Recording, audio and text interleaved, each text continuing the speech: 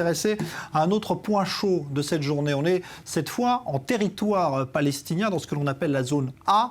Des militants israéliens sont venus célébrer aujourd'hui un anniversaire, celui de l'évacuation d'une implantation sauvage à Sanour, et ce, malgré l'interdiction faite par l'armée israélienne. Maël Benoliel.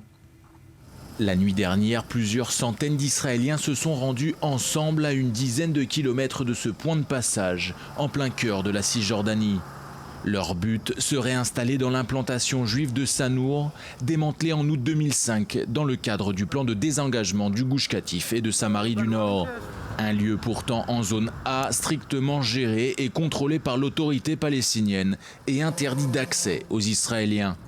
Jusqu'en 2005, une centaine de personnes, des juifs religieux pour la plupart, vivaient dans cet avant-poste illégal avant de se faire expulser et de voir leur maison détruite par Tsahal. Une expulsion ressentie comme un véritable crime. 250 Israéliens environ sont parvenus sans le moindre problème à prendre position dans la nuit à Sanour, en territoire palestinien.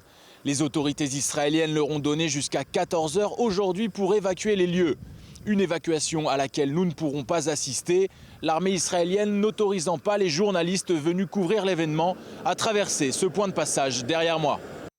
Et ce n'est d'ailleurs pas la première fois que d'anciens habitants, accompagnés par des hommes politiques et des partisans, essaient de retourner à Sanour pour refonder une communauté.